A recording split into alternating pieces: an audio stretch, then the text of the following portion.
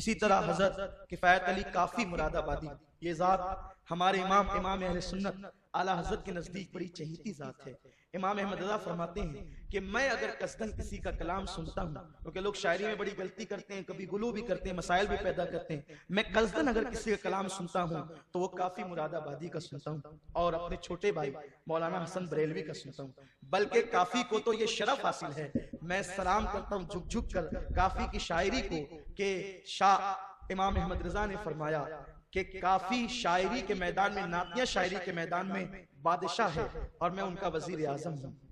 آپ غور فرمائیں، وقت کا امام عشق و محبت جس کو یوں خراج پیش کرتا ہو، اس کی شاعری کیسی ہوگی؟ اور ان کی شاعری اس قدر فی البدی ہوا کرتی تھی، بلکہ وہ تو سارے نعت گو شعرا بھی تھے، کیونکہ جب عشق ہوتا ہے تو شاعری بھی آتی ہے۔ حضرت کافی مراد آبادی کے متعلق کی بات آپ نے سن رکھی ہوگی اور آپ کو پتا بھی ہوگا کہ جب آپ کو پھانسی دی گئی 1858 میں، تو آپ سے پوچھا گیا تھا کیا آخری خواہش ہے، تو آپ نے کہا تھا کہ میں اپنے حضور کی نعت لکھنا چاہتا ہوں، اور انہوں نے یہ نعت لکھی تھی، کوئی گل باقی رہے گا نہ چمن رہ جائے گا، بس رسول اللہ کا دین حسن رہ جائے گا، ہم سفیر و باغ میں ہیں کوئی دم کا چہچہا، بلبلیں اڑ جائے گی سونا چمن رہ جائے گا، اطلس و خمخاب کی پوشاک پہ نازا نہ ہو، اس تنے بے جان پر خاکی کفن رہ جائے گا، جو پڑے گا صاحب لولاک کے اوپر درود،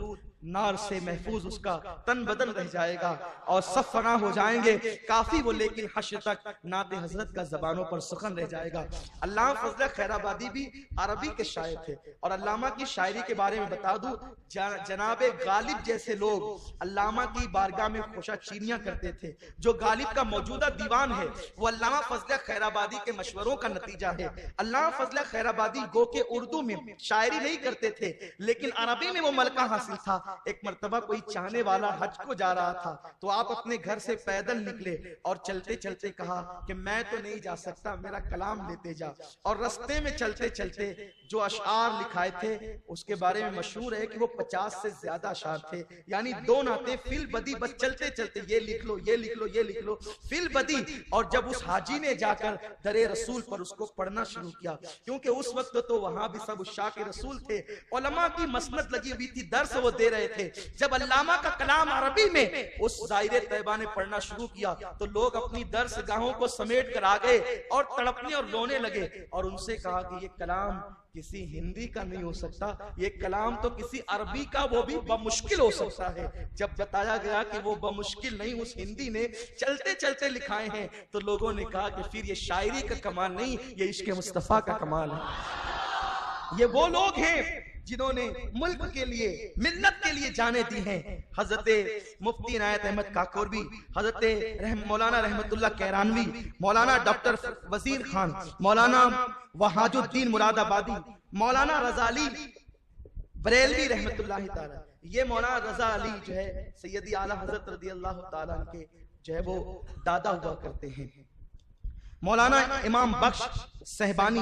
منشی رسول بخش کاکوروی، غلام امام شہید، یہ رسول بخش غلام امام شہید، یہ نام ہی بتا رہے ہیں کہ یہ بھی سنی ہے، ان کے باپ دادا بھی سنی ہے، اس لیے کہ اور جگہ تو رسول بخش نام رکھنا ہی شرک ہے، غلام امام شہید نام رکھنا ہی شرک ہے، یہ نام بھی بتاتے ہیں کہ یہ کون لوگ ہیں۔ اس کے بعد جو ہے حضرت امیر مینائی، مفتی مظہر کریم دریابادی، منیر شکوہ آبادی، مفتی انعام اللہ گوپاموی، یہ قاضی تھے دہلی کے، قاضی فیض اللہ کشمیری، مفتی عبدالوہاب گوپاموی، جنرل بخت خان روہلا اور جنرل عظیم خان، یہ دونوں لوگ جو ہیں عالم تو نہیں تھے، لیکن یہ لوگ اپنے وقت کے قائد تھے اور یہ سیاسی رہنما تھے، یہ نواب تھے۔ ان لوگوں نے بھی جو ہے وہ فوج کے ذریعے سے ان علماء کی مدد کی، اور علماء نے اپنی قائدانہ صلاحیتوں کو ساتھ لے کر کے جو ہے وہ انگریزوں کے خلاف علم جہاد بلند کیا۔ یہ شہزادہ فیروز خان وغیرہ۔ اب یہ بات تو آپ جان چکے ہیں، سزائیں ہمارے علماء نے اٹھائی، قتل کیے گئے، شہید کیے گئے، گھر لوٹے گئے۔ علامہ فضل خیر آبادی کا محل تھا خیر آباد میں، انگریزوں نے ضبط کر کے اسے بیچ دیا، آپ کی لائبریری پر قبضہ کر لیا۔ لیکن اب بس آخر میں صرف آپ کے چند منٹ لینا چاہتا ہوں، جن لوگوں نے ہمارے شہر میں اور پورے ملک بھر میں یاد محبان وطن یا جنگ آزادی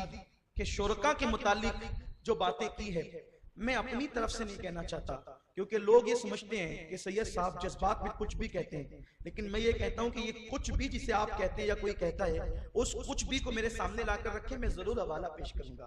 اگر حوالہ نہ پیش کر سکا تو پھر گفتگو ہی بند کی جائے گی، اس لیے کہ ہم گڑھ کر نہیں کہتے ہیں،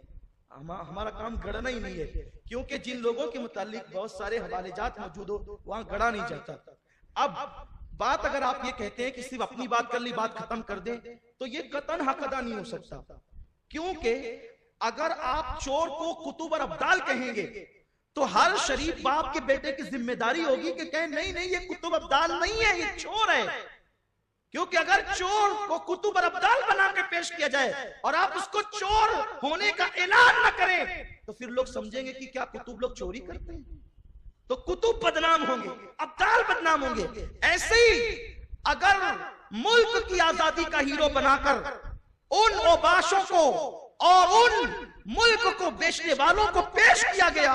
تو آنے والی نسلیں جب تاریخ پڑھے گی اور ان کتابوں کو کبھی تو پڑھے گی تو لوگ کہیں گے یہ تھے ملک کے وفادار، یہ تھے امت کے رہنما، تو قوم کا حال کیا ہوگا؟ چونکہ کتابیں جب چھپ چکی ہے تو آج نہیں کل تو کوئی نہ کوئی تو پڑھے گا۔ آج کل آزادی کا ہیرو بنا کر ان لوگوں کو پیش کیا جاتا ہے، ایک تو علماء اہل حدیث ہے، چوری تو چوری اوپر سے سینہ زوری۔ میں کسی پر کوئی کمٹمنٹ نہیں کرنا چاہتا، نہ کوئی کسی کے جو ہے وہ نکات کو کمزوریوں کو ظاہر کرنا چاہتا ہوں، میرا مقصد یہ نہیں، صرف تم کو آگاہ کرنا چاہتا ہوں کہ حقیقت کیا ہے، اور اسی پردے میں آپ یہ بھی جان لیں کہ حقانیت کہاں ہے۔ میں نے جن کے نام پڑھے ایک نام بھی کوئی ثابت نہیں کر سکتا کہ یہ انگریزوں سے ملا ہوا تھا، ثابت کرے ہم اس سے بات کریں گے، اسے تاریخی حوالے دیں گے۔ پہلی بات تو ثابت ہی نہیں کیا جا سکتا کیونکہ جتنے ہیں یا تو کوئی شہید ہوا ہے۔ حضرت کافی مراد آبادی کے متعلق میں نے بتایا جب پھانسی دی گئی اور آپ کو دفن کیا گیا وہیں جیل کے پاس دیوار کے قریب، بعد میں وہاں سڑک بنی، جب سڑک بنی ہے تو سڑک بننے کے درمیان قبر کھلی ہے برسوں بعد، جب قبر کھلی ہے تو کفن بھی مہک رہا تھا، جسم بھی سلامت تھا۔